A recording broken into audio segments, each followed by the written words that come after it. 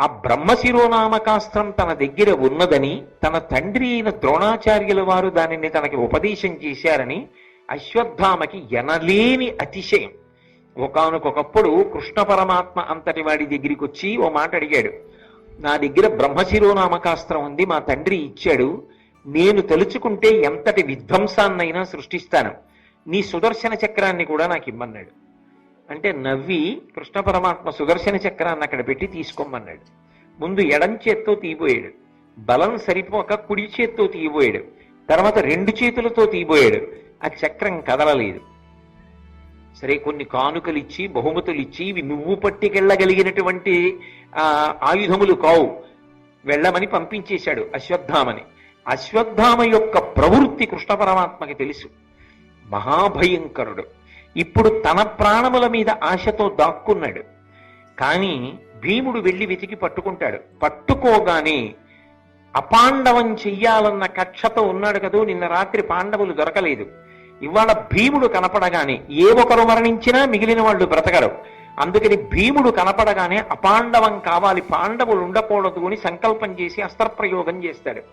అస్త్రములు ప్రయోగం చేస్తే ఎదురుగుండానే ఉండక్కర్లేదు, ఎక్కడ ఉన్నా వెతికి పట్టుకుంటుంది అస్త్రం. అందున అది బ్రహ్మశిరోనామకాస్త్రం, అత్యంత శక్తివంతమైన అస్త్రం. కాబట్టి అస్త్ర ప్రయోగం చేస్తాడు. కాబట్టి భీముడు ఒక్కడు వెళ్ళడం మంచిది కాదు, ఇప్పుడే బయలుదేరిపోయాడు. కాబట్టి అర్జున, మనం కూడా బయలుదేరదామని కృష్ణ పరమాత్మ అర్జునుణ్ణి ధర్మరాజుని కూడా తీసుకుని సాత్యకిని సహదేవుణ్ణి అక్కడ శిబిరాలకి రక్షణగా ఉంచి బయలుదేరి వెళ్ళాడు. కురుక్షేత్ర సంగ్రామ భూమి దగ్గరికి వెళ్ళి అక్కడ ఉన్నటువంటి పౌరుల్ని అడిగారు, అశ్వత్థామ ఇటుగా వచ్చాడా అని. అశ్వత్థామ, కృపాచార్యుడు, కృతవర్మ కూడా వచ్చారు. మిగిలిన ఇద్దరు చెరొక వైపు వెళ్ళిపోయారు. ఒక్క అశ్వత్థామ మాత్రం వ్యాసాశ్రమం వైపుకి వెళ్ళారు అన్నారు. వ్యాసాశ్రమం దగ్గరికి వెళ్ళేటప్పటికి నక్షత్రములతో కూడుకున్నటువంటి చంద్రుడు ఎలా ఉంటాడో అలా అనేక మంది విద్వాంసుల యొక్క సమూహం మధ్యలో వ్యాసుడు తపస్సు చేసుకుంటూ ఉన్నాడు. ఆ ఆశ్రమానికి కొంచెం దూరంలో అశ్వత్థామ తపస్సునందు కూర్చున్నవాడిలా తపస్సు చేస్తూ కూర్చున్నాడు.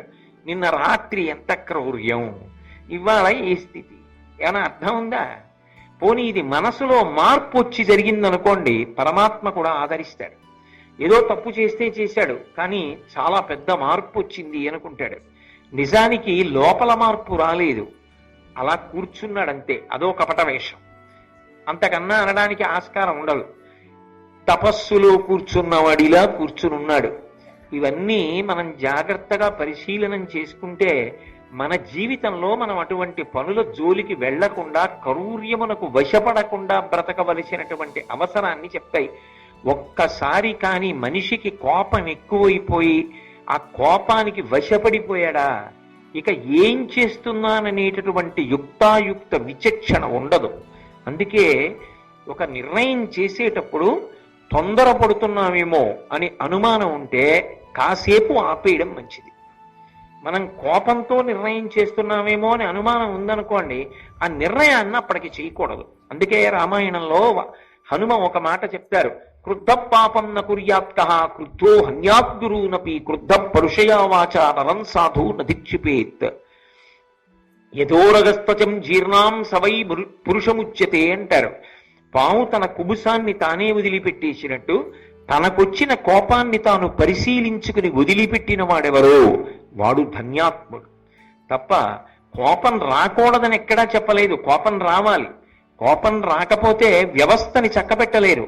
కానీ కోపమునకు వశపడిపోకూడదు. కోపానికి మీరు వశపడిపోలేదు అని గుర్తేమిటంటే, మీరు చేసేటటువంటి వివేచనలు, మీరు చేసేటటువంటి ఆలోచనలు ఉద్రేకం ఉండదు, పరిశీలనం ఉంటుందంతే. ఆ పరిశీలనమునందు నిలదొక్కున్నంత కాలం, ఆ హద్దు దాటిపోనంత కాలం మనిషి స్వస్థతతో ఉంటాడు. కాదని క్రోధమునకు వశపడిపోయాడు అనుకోండి, ఏమి చేస్తున్నాడన్న దానితో ఇక సంబంధం ఉండదు, అదొక ఉగ్రభూతం అయిపోతాడంతే. చేసినప్పుడు సంతోషంగా ఉంటుంది, చేసేస్తాడు. కానీ తరువాత మాత్రం జీవితం చాలా భయంకరంగా ఉంటుంది. చేసిన తప్పిదం క్రోధం వచ్చి ఒక్కసారి చేయడం తేలిక, కానీ ఆ తరువాత జీవితం అంతా కూడా ఎంత విచారించినా ఉపయోగం ఉండదు. అందుకే మనిషి మొట్టమొదట పరిశీలించుకోవలసింది అసూయని. ఆ అసూయ కానీ లోపల ప్రబలింది అంటే అసూయలోంచి ఖచ్చితంగా అవతల వాణ్ణి పాడు చేద్దామనేటటువంటి ఒక పరమ భయంకరమైన ఆలోచనతో కూడుకున్నటువంటి ప్రణాళిక, కుతంత్రము, కుట్ర, క్రోధము విజృంభిస్తాయి. దాని చేత ఎంతటి పాపానికైనా సమకడతాడు. అశ్వత్థామ వృత్తాంతం మనకి దీన్నే చెప్తుంది. వెళ్ళి తపస్సులో కూర్చున్నటువంటి వాణ్ణి భీముడు చూశాడు. నిన్న రాత్రి నిద్రపోతున్న పిల్లల్ని సంహరించి ఏమీ తెలియని వాళ్ళ వచ్చి తపస్సుకి కూర్చున్నవాడిలా కూర్చున్నావా, లేచి ధర్మయుద్ధానికి రమ్మన్నాడు. ఈలోగా కృష్ణార్జునులు కూడా వచ్చారు. సాధారణంగా భారతాన్ని మీరు పరిశీలనం చేస్తే మీకు ఒక విశేషం కనపడుతుంది. కృష్ణుడు ఎప్పుడైనా వ్యవస్థలో ప్రమాదకరమైన సన్నివేశం ఏర్పడినప్పుడు చక్క పెట్టడానికి వెడతాడు. కృష్ణుడు అక్కడ లేడనుకోండి, వ్యాస భగవానుడు ఎడతాడు. వ్యాస భగవానుడు రాలేదనుకోండి, కృష్ణ భగవానుడు చక్క పెడతాడు. కృష్ణుడు ఉండగా వ్యాసుడు రావలసిన అవసరం సాధారణంగా ఉండదు. వ్యాసుడుండగా కృష్ణుడు రావలసిన అవసరం సాధారణంగా ఉండదు. ఇద్దరూ మహాభారతానికి 2 చక్రాలై నడిపిస్తారు. కానీ ఈ సన్నివేశంలో కృష్ణుడు అర్జునుణ్ణి ధర్మరాజుని కూడా తీసుకుని వచ్చాడు. వెంటనే అశ్వత్థామ ఉత్తరక్షణం లేస్తూ మళ్లీ క్రోధం విజృంభించింది. నన్నేం చేసేస్తారో అన్న బాధలో ఒక్క క్షణం ఆలోచించకుండా, కనీసం అవతల వాళ్ళు మాట్లాడే అవకాశం ఇవ్వకుండా అపాండవమగుగాక అని సంకల్పం చేసి బ్రహ్మశిరోనామకాస్త్రాన్ని విడిచిపెట్టేశాడు.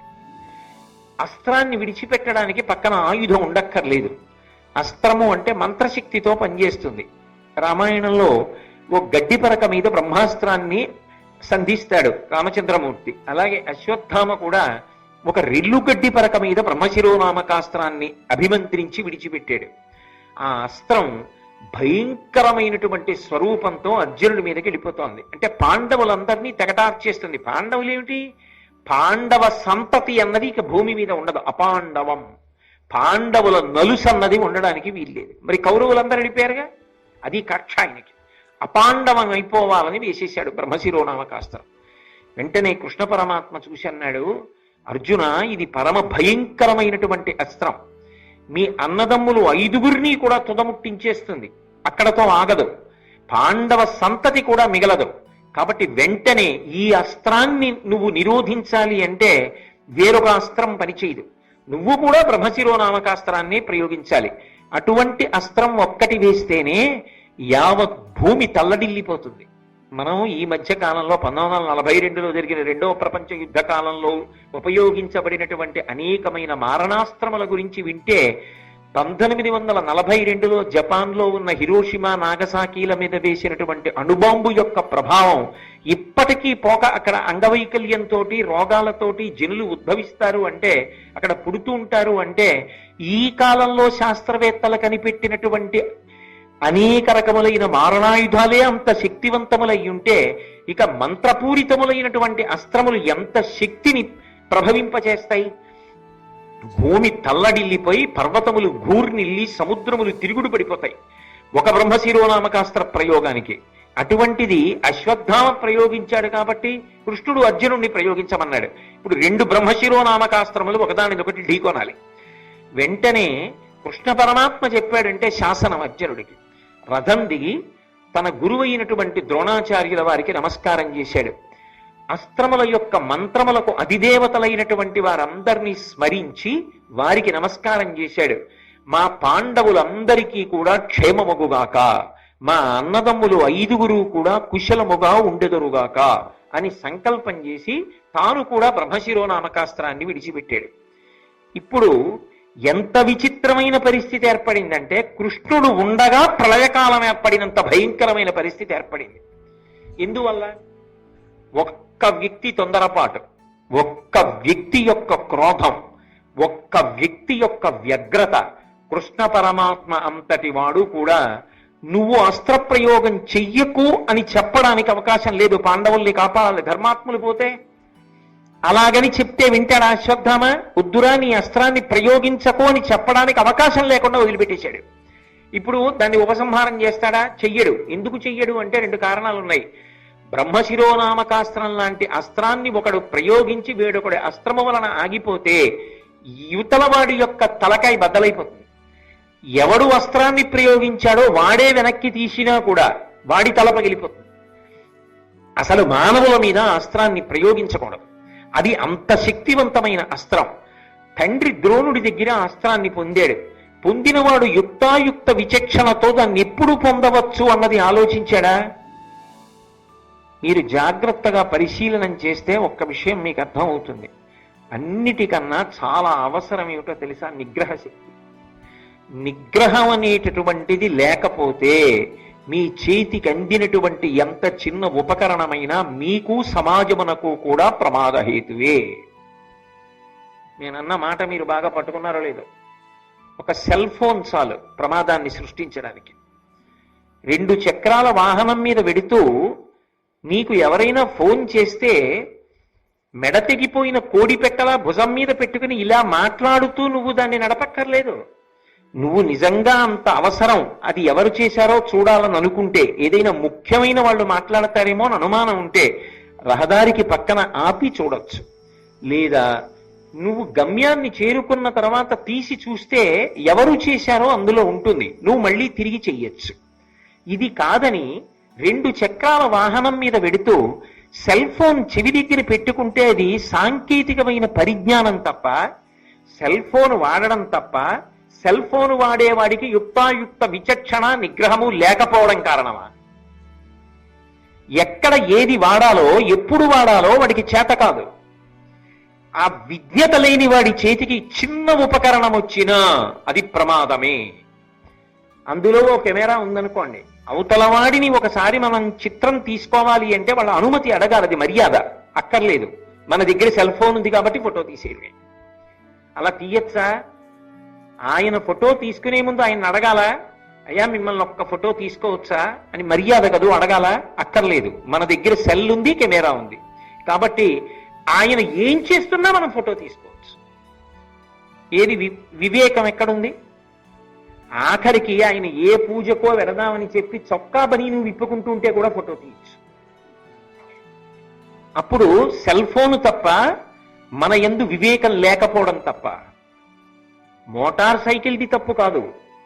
కాకినాడ వీధుల్లో సాయంకాలం వేళ వడగాట్పు తగ్గిన తరువాత పెద్దవాళ్ల దగ్గర నుంచి బయటికి వస్తారు. వచ్చినప్పుడు 80 కిలోమీటర్ల వేగంతో పుట్టలోంచి పైకొచ్చిన పావుల్లో మిరికిలి తిరుగుతూ వెళ్ళమని నీకు ఎవడు చెప్పాడు? మోటార్ సైకిల్ తప్ప, తొక్కుతున్న నీది తప్ప. యుక్తాయుక్త విచక్షణ మనిషి మరిచిపోతే ఎంత చిన్న విషయం నీ దగ్గర ఉన్నా అది నీకు కాదు ప్రమాదం, సమాజమునకు ప్రమాదం. నువ్వు అలా మోటార్ సైకిల్ తొక్కుతూ ఎవరి మీద వెళ్ళి పడిపోతావో, ఏ ఇంటి యజమాని వెళ్ళిపోతాడో. ఒకానొకప్పుడు ఇక్కడే ఈ రహదారిలోనే ఒక పెద్ద ఆయన పడిపోయి మరణించాడు. అలా తొక్కుతున్నటువంటి ఒక మోటార్ సైకిల్ గుద్దుకుని. ఏ ఇంటి యజమానిని కబళించబోతున్నావో, ఏ ఇంట్లో ఒక చిన్న పిల్లవాడు పడబోతున్నాడో నీ మోటార్ సైకిల్ కింద, నువ్వే పడబోతున్నావో, నీ మీద ఆశలు పెట్టుకున్న తల్లిదండ్రులు ఏమైపోతారు? నువ్వు వృద్ధిలోకి వచ్చి ఈ దేశానికి ఎంత సేవలు అందించాలో ఈ దేశం ఏమైపోతుంది ప్రతివాడు అలా బయలుదేరితే? మనిషికి నిగ్రహ శక్తి లేకపోతే, మనిషికి వివేచన లేకపోతే అటువంటి వాడి చేతికి ఎంత చిన్నదున్నా ప్రమాదమే. ఆ వివేచన నిగ్రహము లేని వాడికి చాలా పెద్దదే అందిందనుకోండి, ఎంత ప్రమాదం. అందుకే అన్నీ అందరికీ ఇవ్వవద్దు అనడానికి కారణం ఏమిటో తెలుసా? అన్నీ అందరికీ ఇవ్వద్దని ఎందుకంటారంటే లోపల తగినంత పరిణతి ఉంటే తప్ప ఇవ్వవద్దు అని దాని ఉద్దేశ్యం.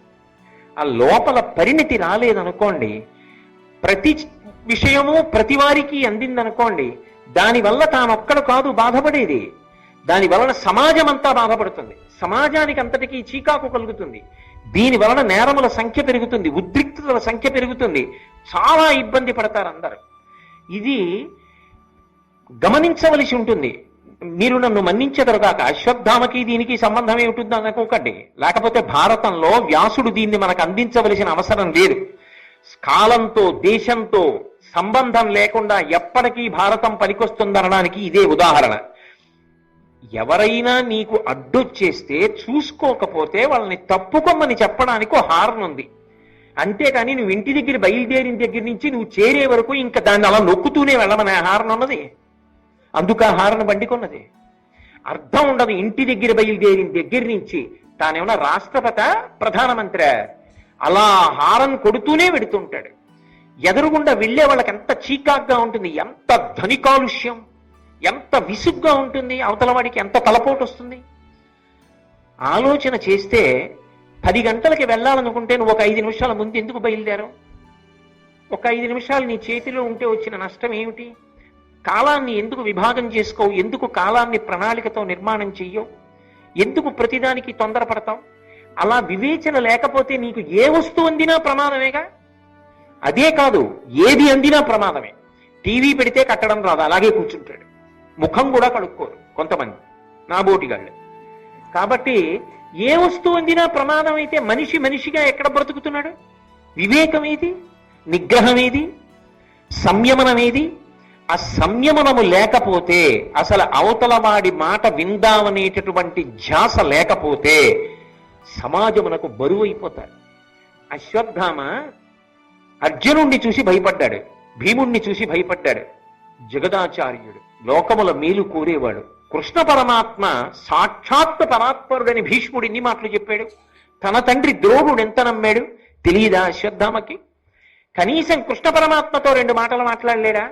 నాది తప్పైపోయింది, రాత్రి చేశాను నిజమే అంటే, ఏమో ఎంతమంది ఇద్దరో వాళ్ళు ఎంత ధర్మాత్ములంటే, గురువు యొక్క కొడుకు ద్రోణాచార్యుల వారి కొడుకు, గురుపుత్రుడు గురువుతో సమానం కనుక ఇంత తప్పు చేసినా చంపకుండా వదిలిపెట్టారు. క్షమాపణే చెప్పుంటే ఏమో ఏం చేద్దురో మరి. ఇదే ముగ్గురులో ఒకడైనటువంటి కృపాచార్యుల వారు తర్వాత కాలంలో పాండవ శిబిరంలో చేరి పరీక్షణ్ మహారాజుకి గురువయ్యాడు. నీ జీవితంలో ఎక్కడో అక్కడ పరితాపము, పశ్చాత్తాపము, మారదామనేటటువంటి తాపత్రయం లేకుండా ముండి బ్రతుకు బ్రతికేస్తానంటే ఎవరు ఆపగలరు? అసలు కనీసం అడగలేదు, ఆలోచించడు. భీముడు కనపడగానే అంతే మళ్ళీ కోపం. నువ్వేమన్నా దుర్యోధనుడువా? ఆయనే తొడలు విరిగి పడిపోయాడు, ఆయనతో ఉన్న 99 మంది పడిపోయారు, నీ తండ్రి ద్రోణుడు పడిపోయాడు, నీకెందుకు ఇంత మరి? అపాండవం అయిపోవాలని వేసేశాడంతే బ్రహ్మశిరోనామకాస్త్రం. ఇప్పుడు కృష్ణుడికి మార్గం ఏముంది? అందుబాటులో ఉన్నాడు అర్జునుడు, పక్కన ఉన్నాడు ధర్మరాజు గారు, అక్కడే ఉన్నాడు భీముడు. వాళ్లే పడిపోతే ఇంకా పాండవులు ఎందుకు? అవతల ఉప పాండవులు వెళ్ళిపోయారు నిన్న రాత్రి. ముందు ధర్మాత్ములు తనని ఆశ్రయించిన వాళ్ళని రక్షించుకోవాలి. ఆ అస్త్రాన్ని ఢీకొనాలంటే మళ్ళీ బ్రహ్మశిరోనామకాస్త్రాన్నే ప్రయోగించాలి, ఇంకొక విధి లేదు. కాబట్టి తప్పనిసరి పరిస్థితుల్లో నువ్వు కూడా బ్రహ్మశిరోనామకాస్త్ర ప్రయోగం చెయ్యన్నాడు. ఇప్పుడు ఒక వ్యక్తి క్రౌర్యం ఎంత దూరం వెళ్ళిపోయిందంటే సమస్త ప్రపంచము సంక్షోభంలోకి వెళ్ళిపోయింది. ఇంత సంక్షోభంలోకి వెళ్ళిపోతే లోకముల యొక్క హితాన్ని కోరుకునేటటువంటి మహాత్ములు ఇప్పుడు ఉంటారు. నారదుడు పరుగున వ్యాసుల వారి దగ్గరికి వచ్చాడు. అయ్యయ్యయ్యో, ఇంత కురుక్షేత్ర సంగ్రామం అయిపోయిన తర్వాత 2 బ్రహ్మశిరోనామకాస్త్రాల్ని ప్రయోగించారు. మీ ఆశ్రమం ముందే జరిగింది, రండి అన్నాడు. ఇద్దరూ గబగబా బయలుదేరారు. లోకహితం కోరేటటువంటి వాళ్ళ నోటి వెంట వచ్చే మాటలు ఒకలాగే ఉంటాయి. అందుకే ఈ పద్యం చెప్పినప్పుడు వ్యాసుడొక్కడు చెప్పలేదు, నారదుడొక్కడు చెప్పలేదు, ఇద్దరు కలిసి చెప్పారు. కూడబలుక్కుని ఛందస్సుతో వ్రాసి తెచ్చుకునో కాదు, ఇద్దరూ లోకహితాన్ని కోరుతారు కాబట్టి ఇద్దరి నోటి వెంట ఒకలాంటి మాటే వచ్చింది. వాళ్ళు అన్నారు, పలువురు మహాస్త్రవిత్తములు అలగు భుజా వీర్య శౌర్యులవని జనిరి వారలు దీనిని ప్రయోగించట కలిగినే మానవులపై అకల్మషులారా. ఏమయ్యా అర్జున, ఏమయ్యా అశ్వత్థామ, ఇంతకు ముందు లోకంలో ఎంతమంది మహావీరులు రాలేదు, ఎంతమందికి అస్త్రములు తెలిసిన వాళ్ళు లేరు. ఇలా ఎవరైనా బ్రహ్మశిరోనామకాస్త్రాన్ని ఒకేసారి ఇద్దరు ప్రయోగించడం ఉందా? మనుష్యుల్ని పాడు చెయ్యాలని ఒకడు ప్రయోగించడం, రక్షించుకోవడానికి ఇంకొకడు ప్రయోగించడం ఉంటుందా? ఇలా చెయ్యొచ్చా? లోకముల గురించి ఆలోచించవలసిన అవసరం లేదా? ఎంత పెద్ద ఉత్పాతములు ఉత్పల్లితున్నాయో చూడండి. కాబట్టి అర్జున, నువ్వు నీ అస్త్రాన్ని ఉపసంహారం చేసేసి. ఆయన పరమధర్మాత్ముడు. నిజానికి బ్రహ్మశిరోనామకాస్త్రాన్ని ఒకసారి ప్రయోగించిన తరువాత వెనక్కి తీశారనుకోండి, ఉపసంహారం చేస్తే దానికి తగిన ఆహారం దొరకలేదు. కాబట్టి ఎవరు ప్రయోగించి ఉపసంహారం చేశాడో వాడి తల బదలు కొట్టేస్తున్నారు. కాబట్టి ఇప్పుడు ఎవరికి ప్రమాదం? అర్జునుడికి ప్రమాదం. కృష్ణుడు ప్రయోగించమన్నాడు, వ్యాసుడు నారదుడు ఉపసంహారం చేయమన్నాడు. అర్జునుడు ఏం ఆలోచించాడంటే, నేను లోకముల యొక్క ప్రయోజనం కోసం పెద్దలైనటువంటి వ్యాస నారదాదుల యొక్క మాట మన్నించి ఉపసంహారం చేస్తున్నాను. అది నన్ను ఎందుకు అపకారం చేస్తుంది? దాని లక్షణం అది కావచ్చు, కానీ విశాల ప్రయోజనము కొరకు నేను నిలబడినప్పుడు, పెద్దల మాట ఆదరించినప్పుడు అది నన్ను చెరకడానికి వీల్లేదు. కాబట్టి ఆయన ఉపసంహారం చేశాడు. ఆశ్చర్యం ఏమిటంటే అది అర్జునుణ్ణి ఏమీ చెయ్యకుండా శాంతించింది. శాంతిస్తే వెంటనే ఒక విషయం అన్నారు సౌప్తిక పర్వంలో, తపమును బ్రహ్మచర్యమును దానము సత్యము కల్గు ఆ సురాధిపతనయుండు తక్క సముదీర్ణముగా నిగిడించి అమ్మహోగ్రపు మహితాస్త్రముండ్లుకును రాదు మగుడ్వడగా అట్టి భంగి భూమిపతులు కాదు దేవతలు మెకొనజాలరు కౌరవీశ్వర. సంజయుడు చెప్తున్నాడు ధృతరాష్ట్రుడితోటి, నిజానికి దేవతలు కూడా ఇటువంటి అస్త్రాన్ని ప్రయోగిస్తే ఇక ఉపసంహారం చేయలేరు. అర్జునుడు చెయ్యగలిగాడు అంటే, చేసి బ్రతకగలిగాడు అంటే ఆయన చేసినటువంటి తపస్సు. తపస్సు అన్న మాటకి నేను అర్థం చెప్తున్నాను కదా, నిన్నటి నుంచి చెప్తున్నాను, ధర్మమునందు అనురక్తి. ఆయన ధర్మానురక్తి, ఆయనకి పెద్దల పట్ల ఉన్న గౌరవం, బ్రహ్మచర్యమును ఇంద్రియములను నిగ్రహించగలిగినటువంటి శక్తి, దానము, ఏ ప్రయోజనాన్ని అపేక్షించకుండా ఇతరుల యొక్క సంతృప్తి కొరకు, సంతోషము కొరకు, సమాజ హితము కొరకు తాను త్యాగం చెయ్యడం, తాను విడిచిపెట్టడం తన దగ్గర ఉన్నదాన్ని. అటువంటి దానము, సత్యము, ఒక మాట అంటే దానికి కట్టుబడి ఉండగలగడం, అటువంటి సత్యము కలిగినటువంటి ఆ సురాధిపతనయుడు దక్క, సురాధిపుడైనటువంటి ఇంద్రుడి యొక్క కుమారుడైనటువంటి దేవేంద్రుడు తక్క ఇలా బ్రహ్మశిరోనామకాస్త్రాన్ని ఉపసంహారం చెయ్యడం అనేటటువంటి ప్రక్రియ అన్యులకు సాధ్యమే. ఎవరైనా చేయగలరా? దేవతలు కూడా చెయ్యలేరు. కాబట్టి ఇప్పుడు అర్జునుడు ఉపసంహారం చేశాడు. చేసి గబగబా వ్యాసుల వారి దగ్గరికి వెళ్ళి ఒక మాట అన్నాడు, అయ్యా మీరు పెద్దలు, పూజ్యులు, మా వంశమునకంతటికీ పెద్దవారు, మీరు చెప్పారు, నేను ఉపసంహారం చేశాను, కానీ అశ్వత్థామ ఉపసంహారం చేయలేదు, అపాండవమని కోరాడు. కాబట్టి ఆ అస్త్రం మా అన్నదమ్ముల మీద పడిపోయి చెనకుతుంది. కాబట్టి దయచేసి మీరు ఇదే మాట అశ్వత్థామకి చెప్పి ఉపసంహారం చేయించండి అన్నాడు. అంటే అశ్వత్థామ వంక తిరిగాడు. తిరిగి వ్యాసుల వారు ఒక మాట చెప్పారు. సాధారణంగా మహాభారతంలో వ్యాసుడు ఒక మాట చెప్తే కాదని ఉన్నటువంటి వాళ్ళు మీకు ఇప్పటి వరకు కనపడలేదు కదా, ఇది మొదటిసారి. అశ్వత్థామ వంక తిరిగి ఉపసంహారం చేయమని ఒక మాట చెప్పాడు. నువ్వు ఉపసంహారం చేసేసి నీ తలలో ఉన్నటువంటి రత్నం ఉన్నదే, నీకు పుట్టుకతో వచ్చిన రత్నం, అది తీసి అర్జునుడికి ఇచ్చేసేయి, నువ్వు బ్రతికిపోతావు. నిన్ను చంపరు వాళ్ళు. నువ్వు చేసినటువంటి తప్పు అంతా ఇంతటిది కాదు, అంత క్రూరమైన తప్పు చేశావు, అసలు చంపేయాలి నిజానికి. కానీ వాళ్ళు చంపరు. ఎందుకు చంపరో తెలుసా? వాళ్ళు ధర్మాత్ములు. నువ్వు గురుపుత్రుడివి, ద్రోణాచార్యుల వారి కొడుకువి, ద్రోణుడు వాళ్ళ గురువు. గురుపుత్రుడికి గురువుకి, గురువుకి గురుపత్నికి అభేదం. కాబట్టి గురుపుత్రుణ్ణి చంపడం గురువుని చంపడంతో సమానం. కాబట్టి నిన్ను వాళ్ళు చంపరు, ఆ పాతకానికి వాళ్ళు ఒడిగట్టారు. నీ శిరోరత్నాన్ని వాళ్ళకి ఇచ్చేసేయి, నీ అస్త్రాన్ని ఉపసంహారించి. అంటే ఆయన అన్నాడు, ఏ పాండవులకి రత్నాలు తక్కువ? కౌరవుల్ని ఓడించారుగా, దుర్యోధనుడిని పడగొట్టాడుగా భీముడు తొడలు విరగ్గొట్టి. దుర్యోధనుడి దగ్గర రత్నాలన్నీ కూడా ఇప్పుడు పాండవులేగా తీసుకుంటారు. ఇన్ని రత్నాలు దోచుకున్న వాళ్ళకి దోచుకున్నారట వాళ్ళు. ఇన్ని రత్నాలు దోచుకున్న వాళ్ళకి నా రత్నం ఒక్కటి తక్కువైందా, ఇదొక్కటి ఎందుకు ఇవ్వాలి అని తను బ్రతకడం కష్టం కదా మరి ఇవ్వకపోతే.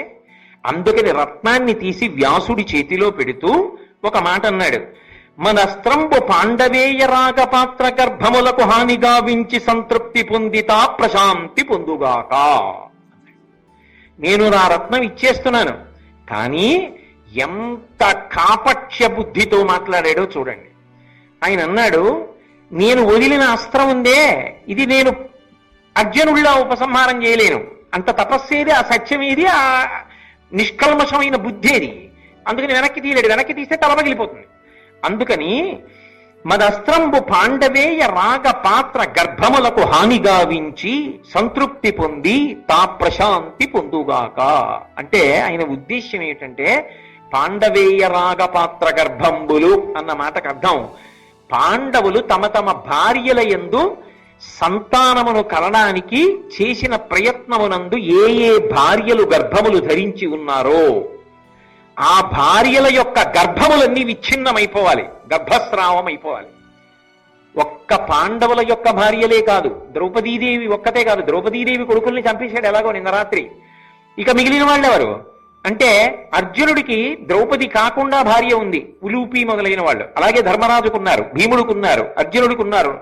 వీళ్ళందరి యొక్క భార్యల గర్భములు నశించిపోవుగాక. అంతేకాదు పాండవేయ రాగ గర్భములు కదా, అందుకని చెప్పి వీళ్ళ పిల్లలకి ఎవరైనా పెళ్ళైన వాళ్ళు ఉంటే ఆ పెళ్ళైన వాళ్ళ భార్యలు ఎవరైనా కడుపుతూ ఉంటే అంటే పాండవుల యొక్క కోడళ్ల గర్భములు నశించుగాక. పాండవుల భార్యల గర్భం పోయిందనుకోండి, అది వాళ్ళ వరకే బాధ. వాళ్ళ కోడలు గర్భం పోయిందనుకోండి, కొడుకు చెయ్యని తప్పుకి కోడలు చెయ్యని తప్పుకి కొడుకు కోడలు శిక్ష పొంది, అందున కోడలు నా కడుపున బిడ్డ పుట్టబోతున్నాడు, వాడిని ఎత్తుకుంటాను ఆడిస్తాను అని ఆనందపడిపోయి అంతకుముందు మామగారితో మాట్లాడిన కోడలు, అత్తగారితో మాట్లాడిన కోడలు, మురిసిపోయిన కోడలు మామగారి మీద పగతో ఎవడో దుర్మార్గుడు చేసిన పనికి గర్భస్రావం అయిపోతే ఆ బాధ మామగారికి ఎంతగా ఉంటుంది. నిద్రపోతాడా? ఎంత గుచ్చుకుంటుంది. ఆ బాధకి గుండెపోటు వచ్చి చచ్చిపోయిన ఆశ్చర్యం లేదు కాదు. సున్నిత హృదయాలకు ఆ బాధ అలా ఉంటుంది. ఇంత బాధ పెట్టాలి పాండవుల్ని. అది అశ్వత్థామ యొక్క క్రౌర్యం. దానికి ఏమైనా అర్థం ఉందా? ఎవరైనా క్షమిస్తారేమో, పాండవులైనా క్షమిస్తారేమో, కృష్ణ పరమాత్మ క్షమిస్తాడా ఆ నేరాన్ని? తప్పుకోగలడా? ఎక్కడికి పారిపోయి తప్పుకుంటాడు? కాబట్టి పాండవేయ రాగ గర్భంబులను హానిగావించి సంతృప్తి పొందితా ప్రశాంతి పొందుగాక. పాండవుల భార్యలు ఎక్కడ గర్భంతో ఉన్నా గర్భములు స్రావమైపోవాలి. పాండవుల బిడ్డల యొక్క భార్యలు ఎక్కడ గర్భంతో ఉన్నా గర్భములు పోవాలి, కోడళ్ల గర్భములన్నీ పోవాలి. అంటే పాండవులు మిగలాలి, పాండవుల వంశం మిగలడానికి వీల్లేదు. అప్పుడు వాళ్ళు ఏమవుతారు? ఎందుకు చేసినట్టు యుద్ధం అంతా? ఎవరి కోసం చేసినట్టు? ఎవరి కోసం అంతకాలం కష్టపడినట్టు? ఎవరిని చూడాలని ఒక వయసు వచ్చిన తరువాత తాపత్రయపడతారో వాళ్ళు పెద్దవాళ్ళు అయ్యారుగా. ఇక వాళ్ళకి మనవల్ని చూడాలని ఆనందపడే వయసు కదా. ఆ సమయమునందు మనవలకి ప్రమాదం ఏర్పడి గర్భస్రావం అయిపోతే ఇక గర్భములే రావంటే తట్టుకోగలరా? మానసికంగా అది ఎంత పెద్ద శిక్ష పాండవులకు. అది ఆయనకి సంతోషం. ఇది ఆయన మనసులో ఉద్దేశం. పాండవుల భార్యలు, పాండవుల కొడుకుల భార్యలు, పాండవులకి ఇంకా మనవలు ఏమైనా ఉంటే వాళ్ళ భార్యల యొక్క గర్భములు కూడా విచ్ఛిన్నమైపోవుగాక, అపాండవమగుగాక. అప్పుడు నా అస్త్రము తృప్తి పొందుగాక. ఉపసంహారం చేయి. నాకు కుదరదు. ఎవరు ఈ మాట అంటున్నవాడు? అర్జునుడు ఉపసంహారం చేశాక కూడా. అసలు నిజానికి ఏమైనా తప్పు ఉందా అర్జునుడిది? ఏమైనా తప్పు ఉందా పాండవులది? ఏమైనా వాళ్ళు చేసిన తప్పు కనపడుతోందా? ఏ తప్పు లేకపోయినా, వాళ్ళు చేసిన తప్పు లేకపోయినా వాడికి అనిపించింది వీళ్ళు తప్పు చేశారని. వాడికి అనిపించింది కాబట్టి శిక్ష వేసేశాడు. ఎంత దారుణం! ఎవ్వరూ పట్టించుకోకపోవచ్చేమో, పరమేశ్వరుడు మాత్రం పట్టించుకోకుండా వదిలిపెట్టాడు కాదు. అదే జరుగుతుంది. కాబట్టి ఇప్పుడు ఈ మాట అన్న తర్వాత వ్యాసుల వారు చటుక్కుని అందుకున్నారు. అందుకని ఆయన అన్నారు, అనవిని కృష్ణద్వైపాయనుడు అట్టులు చేయుము ఒంటి కాసపడకుమి అని పలుక, ఆ పలుకంగనియను తన పలుకు తప్పుగా అతడు మదిన్. వెంటనే వ్యాసుల వారు అన్నారు, అక్కడతో తృప్తిపడు. అంటే ఆయన ఉద్దేశ్యం ఏమిటి? పాండవేయ రాగపాత్ర వాళ్ళ ముందు అసలు ఏ తప్పు చేశాడని ఆయన అలా నిలబడాలి? వీళ్ళు ధర్మానికి కట్టుబడినందుకు అలా నిలబడాలి. కాబట్టి వాళ్ళ కోడళ్ల గర్భములు స్రావం అవ్వడానికి అంగీకరించారు. పాండవుల యొక్క భార్యల గర్భములు స్రావం అయిపోతాయి. ఈ అస్త్రమునకు ఫలితం ఉండాలి కాబట్టి నేను ఉపసంహారం చేయలేను అంతే తెలుసంటావా? నీ క్రౌర్యానికి అంతవరకు భోజనం పెట్టేస్తాం. పోని పాండవేయ రాగపాత్ర గర్భంబులు విచ్ఛిన్నమగుగాక, దాని చేత నీ అస్త్రము సంతృప్తి పొందుగాక, అది దాటకు సుమా. వెంటనే అశ్వత్థామకు అర్థమైంది వ్యాసుడు ఎక్కడ పట్టుకున్నాడు. ఎందుకనంటే ఉప పాండవుల్ని చంపేశాడుగా. వంశానికి ఎవరు? ఇంకా ఇప్పుడు ఉత్తరం ఒక్కతే గర్భంతో ఉంది. ఉత్తరా గర్భమునందు ఒక్క పిల్లవాడు పెరుగుతున్నాడు అంటే ఆ పిల్లవాడిని చంపేస్తాడనమాట. అది అర్జునుడి యొక్క కోడలి గర్భము స్రావమైపోవాలి. ఎందుకంత కక్ష అర్జునుడి మీద అంటే ఆ అర్జునుడు కదా మరి యుద్ధంలో నిలబడి శత్రువుల్ని ఎక్కువ మందిని తెగటార్చాడు. ఆయన ఎందుకు తెగటార్చాడు? ధర్మం కోసం తెగటార్చాడు. ఆయనే స్వార్థం కోసం తెగటార్చలేదు, ధర్మం కోసం తెగటార్చాడు. ధర్మం కోసం నిలబడిన వాడి మీద అధర్మాత్ముడికి ఎందుకు కక్ష ఉంటుందంటే కారణం ఉండదు, ఇదే ఉంటుంది. అసూయ చేత క్రోధము చేత ఉంటుంది తప్ప వేరు కారణాలు ఉండవు. దానికి వాడే క్రోధం, వాడే తీర్పు, వాడే నేరం, వాడే ఏదైనా చేసేస్తాడంతే. కాబట్టి ఇప్పుడు అశ్వత్థామనుకున్నాడు, అమ్మా నా తప్పు పట్టుకున్నాడు రా వ్యాసుడు, పాండవుల యొక్క భార్యల గర్భములు స్రావమవాలి తప్ప పాండవుల యొక్క పిల్లల గర్భములు స్రావం, పిల్లల యొక్క గర్భములు అంటే పిల్లల యొక్క కోడళ్ల గర్భములు స్రావం అగుకుండుగాక, అక్కడ వరకే ఆగు అంటున్నాడు. నేను ఇది విని నాకేదో అర్థం కానట్టు ఊరుకుంటాను. అర్థం కానట్టు ఊరుకుంటే ఏమవుతుంది? నా అస్త్రం చేసే పని చేసేస్తుంది. పరీక్షిత్తు మరణిస్తాడు. ఉత్తరాగర్భాన్ని కూడా చెనకేస్తుంది. ఎందుకంటే నా సంకల్పం ఏమిటి? అస్త్రం ఎవడు ప్రయోగించాడో వాడిది సంకల్పం, మార్చట్లేదు సంకల్పాన్ని. పాండవేయ రాగ గర్భములు అన్న మాటకు అర్థం అర్జునుడి యొక్క కోడలి గర్భము కూడా నశించిపోవాలి. నేను దానికే కట్టుబడుతున్నా. పైకి వ్యాసుడు చెప్పింది నాకు అర్థం కానట్టు ఉంటారు. అది మూర్ఖత్వం. వాడు వినడు. నిజంగా వాడికి తెలియదు అనుకుంటున్నారా మీరు?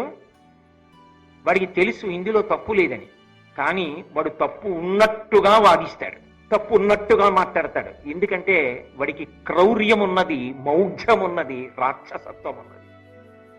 అంతే అశ్వత్థామతత్వం. కాబట్టి ఇప్పుడు వ్యాసుడి మాటని అర్థం చేసుకున్నట్టు కాకుండా అర్థం కానట్టు ఊరుకొని ఉత్తరాగర్భము నశించిపోవాలని మనసులో సంకల్పం చేశాడు. అంటే ఇది మానసికంగా ఒక పెద్ద శిక్ష వేయడానికి సిద్ధపడుతున్నాడు. పాండవులు ఉండాలి, ఉత్తరాధికారులు లేని దేనికి చేసినట్టు యుద్ధం? ఉత్తరాధికారులు లేకుండా చేయాలి. వెంటనే ఈ కాఠిన్యాన్ని, ఈ క్రౌర్యాన్ని, ఈ అర్థం పర్థం లేని స్థితిని కృష్ణ పరమాత్మ తట్టుకోలేదు. ఆయన వెంటనే రథం దిగన్నాడు, నువ్వు పాండవేయ రాగ గర్భములను చెనకవద్దని వ్యాసుడు చెప్తున్నా వినకుండా నేను అలా అనుకోవట్లేదని మనసులో అనుకుంటున్నావు, నాకు తెలియదు అనుకుంటున్నావు. నాకు అన్నీ తెలుసు. నువ్వు ఉత్తరా గర్భాన్ని చెనకాలనుకుంటున్నావు. నువ్వు మొనగాడివైతే నీ అస్త్రంతో చెనకు, నేను అడ్డుకుంటా. ఆమె గర్భము స్రావం అవ్వదు, నేను ఆపుతా. ఆమెకి గతంలో ఋషుల వరం ఉంది, క్షీణించిన శరీరమున్న కుమారుడు పుడతాడని, పరీక్షిత్ అనిపించుకుంటాడని. ఆ గర్భాన్ని నేను కాపాడతాను కొడుకుని కంటుంది. ఆ కొడుకు కృపాచార్యుల వారి శిక్షణలో దాన ధర్మములు చేసి యజ్ఞయాగాదులు చేసి ఈ భూమినంతటినీ పరిపాలించి పాండవుల యొక్క వారసుడుగా నిలబడి వాళ్ళ కీర్తి ప్రతిష్టలు నిలబెట్టగలిగిన వాడు అవుతాడు. ఆయన కొడుకు జనమేజయుడు ఈ భారతాన్నంతటినీ వింటాడు. లోకమంతా వింటుంది నువ్వు చేసిన తప్పిదాన్ని అశ్వత్థామ. కాబట్టి నేను ఆ గర్భాన్ని కాపాడతాను. ఏది? నేను ఉపసంహారం చేయనంటున్నావుగా, చెనకు చూస్తాను నీ అస్త్రంతో. నీ అస్త్రము గొప్పో, నా శక్తి గొప్పో చూడన్నాడు. అంటే నవ్వాడు అశ్వత్థామ. ఇంత కృష్ణ పరమాత్మ నవ్వి అర్జున మిత్రమా అని పిలిచాడు. ఎంత ఎగతాళ్ళో చూడండి. మూర్ఖత్వానికి, రాక్షసత్వానికి, క్రోధానికి హద్దే ఉంటుందండి. అర్జున మిత్రమా, అర్జునుడి యొక్క కోడలి గర్భాన్ని కాపాడుతానంటున్నావుగా, కాపాడుకో చూస్తాను నా అస్త్రం నుంచి అన్నాడు. ఇంత కృష్ణుడికి, ఇంత దైవానికి, ఇంత పరిపూర్ణావతారానికి ఒళ్ళు మండిపోయింది. మండిపోదండి అధర్మానికి? మండిపోయి ఆయన అన్నాడు, నువ్వు ఒళ్ళు మండిపోయి తగలబడిపోతున్నంత బాధతో 3000 సంవత్సరములు ఈ భూమి మీద నిస్సహాయుడిగా తిరుగు. చిరంజీవిత్వం ఉందిగా, అలా అనుభవించా చిరంజీవిత్వాన్ని. 3000 సంవత్సరములు నిస్సహాయుడవై ఉండాలి. నీ ఒళ్ళంతటి నుంచి కూడా దుర్గంధభూయిష్టమైన నెత్తుటి కంపు వస్తూ ఉండాలి. ఆహారము దొరకక మండిపోతున్న ఒంటితో 3000 సంవత్సరములు ఏకాకివై తిరుగు అన్నాడు. నేను కాపాడతానో లేదో పరీక్షిత్తుని చూసుకో, తిరుగుతుంటావుగా, చూడు కాపాడతానో లేదో. నువ్వు అక్కడ అలా తిరుగుతుంటావు, ఇక్కడ పరీక్షిత్తు రాజ్యం చేస్తాడు, నీ అస్త్రం ఏమవుతుందో చూద్దుగానే అన్నాడు. భాగవతంలో చెప్పారుగా. అందరూ మరణిస్తాడనుకుంటే మహానుభావుడు కృష్ణ పరమాత్మ అలవోకగా గర్భంలోకి ప్రవేశించి ఆ పిల్లవాడిని కాపాడాడు, అస్త్రం నుంచి కాపాడాడు. కాబట్టి ఎవరు నన్ను కాపాడిన వాడని బయటికి వచ్చాక అందరినీ పరీక్షగా చూసేవాట, ఎవరా శంఖచక్ర గదా పద్మములతో ఉన్నవాడని పరీక్షగా చూశాడు. కాబట్టి పరీక్షిత్ అయ్యాడు ఆయన. భగవంతుడి మాట నిలబడిందా లేదా?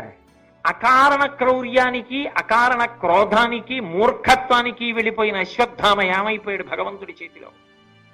ఏమైంది ఆయన చిరంజీవిత్వం? ఇది ఒక మనిషి ఎలా బ్రతకాలో నేర్పేటటువంటి ప్రధానమైనటువంటి అంశం భారతంలో. వెంటనే వ్యాసుడు అన్నాడు, కృష్ణ పరమాత్మ ఏ శాపవాక్కునిచ్చానో ఆ శాపవాక్కు పరిపూర్ణంగా నీకు తగినదేరా బ్రాహ్మణాథమా, నువ్వు అలాగే బ్రతుకు అన్నాడు. వ్యాసుడు ఏం చేశాడండి మధ్యలో? ఇప్పటి వరకు మీరు భారతంలో వ్యాసుడి గౌరవాన్ని విన్నారు.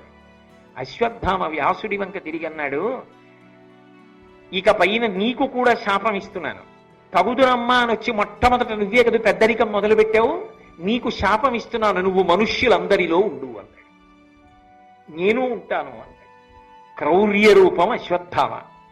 మనుష్యుల యందు మంచి మాట, తత్వ సంబంధమైనటువంటి విశేషం, ఇతరుల మనసుకి శాంతి పొందేటట్టుగా వకారయకార సకారములతో కలిసి అమృతతత్వమైనటువంటి భగవత్ సంబంధమైన విశేషములను వాక్కులుగా వాయురూపంగా చెప్పగలిగినటువంటి తత్వం వ్యాసతత్వమై అందరి యందు నిలబడింది. అందుకే ఇప్పటికీ ఏ పండితుడు పీఠం పెట్టి చెప్పినా దాన్ని వ్యాసపీఠము అంటారు. వ్యాసపీఠం అయింది. అందుకే వ్యాస పౌర్ణమి, గురు పౌర్ణమి అని వ్యాస పౌర్ణమి నాడు వ్యాసుడికి నమస్కరించి గురువులందరిలో కూడా వ్యాస భగవానుణ్ణి చూసి నమస్కారం చేస్తారు.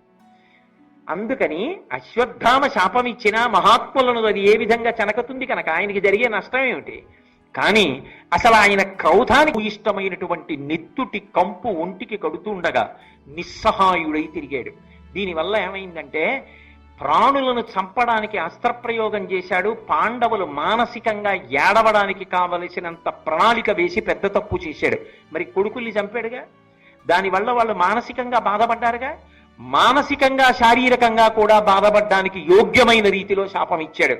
3000 సంవత్సరములు ఒళ్ళు మండిపోతుండగా తిరగాలి, కాలిపోతున్న ఒంటిలా ఉంటుంది. 3000 ఏళ్లు తిరగాలి. శరీరానికి బాధేనా? నిస్సహాయుడు, రక్తపు కంపు, మానసికంగా బాధేనా? ఈ రెండు ఎవరి పట్ల చెయ్యాలనుకున్నామో ఆ రెండు నీకు అన్వయమగుగాక. కృష్ణుడు అందుకు చెప్పించాడు, వ్యాసుడు తథాస్తు అన్నాడు.